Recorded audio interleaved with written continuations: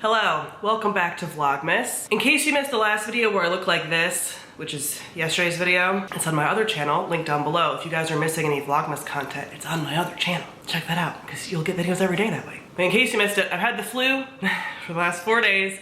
This is my first day feeling like kind of okay. So the nice thing about the flu is you feel really, really bad, and then you get better like kind of exponentially in a way that I feel like doesn't happen, at least with me, with like a cold or other things. But anyway, I'm just doing a few videos to get myself some space again so that I can rest for a few more days, because I just want to do Vlogmas. It's just what I want to do, and I don't want illness to keep me down, and I'm sick of being sick, and I'm locking myself in the house from here on out because I cannot have the ability to breathe out of my nose taken from me again. But anyway, today I want to talk about my most anticipated releases of 2023. Now you're probably sitting here like, wow, you should do this at the beginning of the year. I know, but I have a lot of videos for the beginning of the year. It's almost gonna be like a second Vlogmas at this point.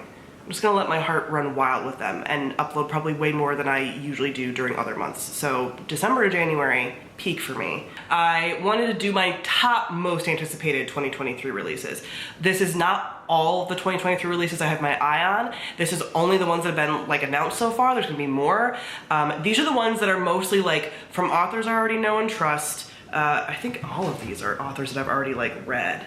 Trust is a strong word, but authors that I have read and like almost all of them are from series that I've already like started, things like that. There's other books that I will talk about throughout the year in my most anticipated releases videos, like as I do them, even though I feel like I'm doing those less and less because I'm paying less attention to new releases, but we'll see how 2023 ends up being.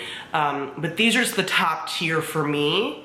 So if you're feeling like you forgot such and such, I probably have it here. It's just not as high as these because these are like, you know, tried and true kind of things for me. Series, I want to continue, things like that. These are in no order. I think I wrote down most of them like when they come out, at least the month, so I'll kind of go by that. But I'm not like, I mean, I will tell you the ones that I'm like, oh my god, this is like the top of the list, but I'm looking forward to all of these again. Most are a continuation of series or authors I love. Let's get into it. First, I mean, all these are going to be on like everyone's list, but this one's going to be on like everyone's list for sure, and that's Hellbent by Leigh Bardugo. Yeah, it's here. I can't believe it's here. I need to reread Ninth House. I forgot a lot of what happened in it.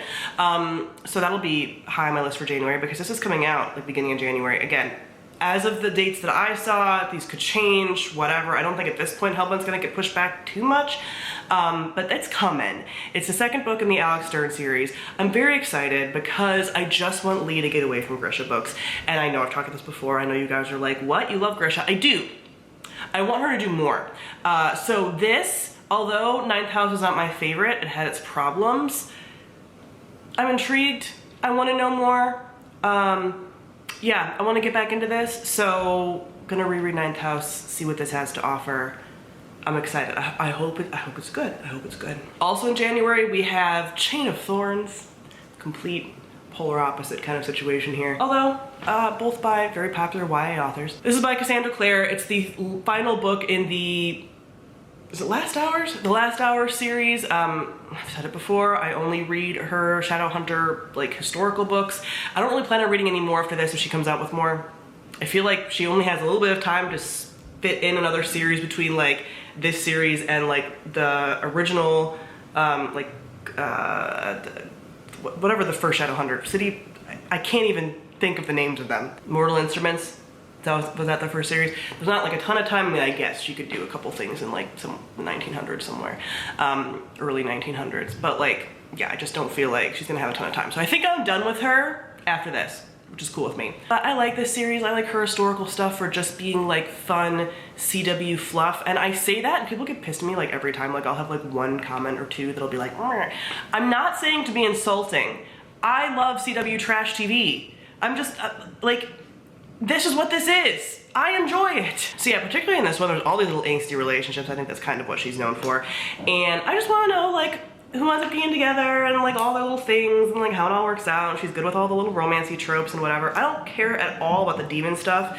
I find her villains to be very like stunted and like not effective in her series, at least in the ones that I've read. But yeah, I'm just here for the pretty people being pretty with each other and kissing, I guess. Then for February, we have A Day of Fallen Night by Samantha Shannon. This is the prequel to The Priory of the Orange Tree, so another honking fantasy book. I have a lot of reading to get done at the beginning of the year already, oh my gosh. This is huge, and I just want to be a part of the experience as everyone is reading this. I think it's gonna be really fun. So I really liked Priory of the Orange Tree. I want to reread it though, because I feel like I read that at a time where my brain was not absorbing books properly, so I don't remember like a ton of things. Was it during 2020? It would have been 2020 or 2021. Was it last year? I don't know. And that's not because like I don't love the books that I'm reading or I can't remember things. It's called trauma, babes. But I want to obviously read this. It's a prequel, and then eventually at some point I will reread Priory of the Orange Tree. I know that I loved it in my heart. My brain just can't hold on to all the details of it. But dragons, probably more lesbians. I'm excited. Also in February, we had The Last Tale of the Flower Bride by Roshni Chokshi. So excited for this. This is Roshni Chokshi's adult debut. Yeah, she's written middle grade, she's written YA, it's an adult debut. It kind of is giving like Bluebeard vibes, but like sort of gender bent. It's probably based on another kind of like folktale mythology thing, that's what she does. It just doesn't say in the synopsis that I read. It's basically a guy marries this mysterious woman. She just says like, hey, don't ask about my past. He moves into the house is kind of creepy, possibly haunted. He ends up seeing like possibly the ghost or something of her childhood friend. Things start getting unveiled and she's like, you're not supposed to be asking. And yeah, it seems like maybe there's a curse, maybe there's whatever, the house is haunted, who knows? It's gothic. It's like gothic romance going on. I'm so into it. Then, in March, another favorite author, The Adventures of Amina Al-Sharafi by Shannon Chakraborty, S.A. Chakraborty, who wrote the City of Brass, David Bow trilogy. I believe this is adult. This is a pirate fantasy, lady pirate fantasy. I am so excited for this, and honestly, Shannon S.A. Chakraborty can do no wrong for me. I just love her writing so much. So I'm very excited for this. It's on, again, a lot of these are on people's highly anticipated lists. You're gonna know a lot of these, but if you don't, I'm glad I could tell you about it. Then in April, we got a little romance. Happy Place by Emily Henry. Even when I'm not reading a ton of romance, which I might dip my toe back in romance next year, we'll see. But even when I'm not reading a lot of romance, I will be reading the newest Emily Henry book. This one is one that is a trope that I tend to kind of like when I've read in the past. I know it's not for everyone. It's sort of like the second chance thing, but basically it follows a couple who's like been like the perfect couple for so long. They've been together for a very long time.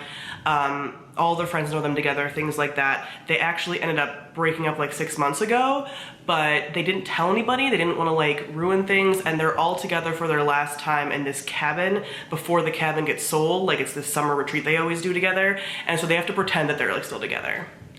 I've read a couple of books like this, usually with like married couples. I don't know if they're like married in this one or they were just together, but like I've read this with married couples and things like that. I love this trope, this like second chance romance, depending on, again, why they split up. There's definitely some things that could happen here that make me not get on board, but I tend to kind of like a second chance romance. I know not everyone does, and this kind of thing where like they both, it says in the synopsis, they both are still like fighting the fact that they still kind of want to be together, so there might be something that's like keeping them apart. They're like having to share a bed in a bedroom because they're having to pretend to be together. So it's almost like a reverse fake dating where they were already together. I like these kinds of tropes, and I think Emily Henry could do it well because I trust her. She has yet to let me down with the book. I didn't love People Who Went on Vacation, but it was still a 4-star for me. So yeah, looking forward to this. Then in August, a birthday treat to me, in fact, we have Heavenly Tyrant by Siren J. Zhao, which is the second book in the Iron Widow, I forget the name of like the series, might just be called Iron Widow series. Feminine rage everywhere. I'm so excited about this. The main character is going to go even more off the rails in this. There's also a polyamorous love triangle that fuels mechs in this world. It's so good. So I'm very much looking forward to this. I don't know if it's gonna be a trilogy or duology, but cannot wait for this. And finally, I forgot to write the time down for this. I think that usually comes out around like October. It might not even be officially announced the exact date, but Alecto the Ninth by Tamsin Muir, the fourth and final book in the Locked Tomb series. I did not love Nona. Didn't hate it, but I didn't love it this year. This culmination I think is gonna be so good, and I can't wait for like all the pieces to come together for even my little dumb brain to understand, because there's been so many things that like we've had to just interpret throughout this whole series that I think are all going to have to come together in a very like semi-clear way. So very excited for that. Bone stuff and lesbians. Love it. And this is an unofficial one, and I almost don't even want to put it on here because I'm putting it on my list for like 7 years. And that is The Thorn of Emberlane by Scott Lynch. You know what? I'm gonna manifest it. I'm gonna reverse manifest it. I don't even want it to come out this year. Scott, don't come out with it this year. I don't even want it. The 4th book in the Gentleman Bastard series, yeah, I don't even worry about releasing it this year. Because I've been waiting for it for so many years and it hasn't come out. But it's fine. I don't even want it this year. It's fine. But those are all the books that I'm, again, highly, highly anticipating. There's more that are coming out in 2023, so I will be talking about those throughout the year. But comment down below, let me know your top of the list books that are coming out in 2023. Thank you all for watching, and I'll see all of you guys soon. Bye.